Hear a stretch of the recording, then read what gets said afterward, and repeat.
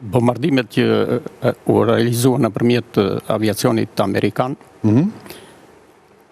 patjetër kanë shkaktuar dëmtime në impjantet e pasurimit të uraniumit, po nuk është raportuar për asnjë rrjedhje materiali radioaktiv, domethënë nuk ka shpërthyer urani. Pra, nëse uraniumi bie në kontakt me predha të cilat krijojnë një temperaturë shumë të lartë, mund të krijojë radiacion, mund të krijojë një re radioaktive.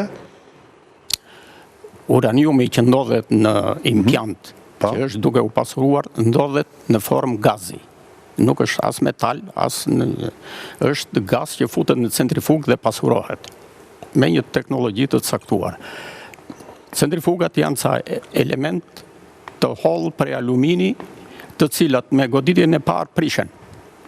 Dhe në qoftë se do të ndodhë shpërthimi në afërsitë këtij impjanti që punon në këtë formë dhe pretendojmë që impjanti është prishur, domethënë do shpërthej gazi uranium i cili është radioaktiv dhe do përhapet në atmosferë. Menjëherë impjantet e përgjimit dhe të kontrollit të ambientit do të japin alarmin që këtu ka rrjedhje radioaktive.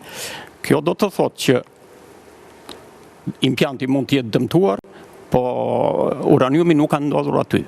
Është larguar më përpara ose nuk është arritur të goditet nga bombat e thellësisë.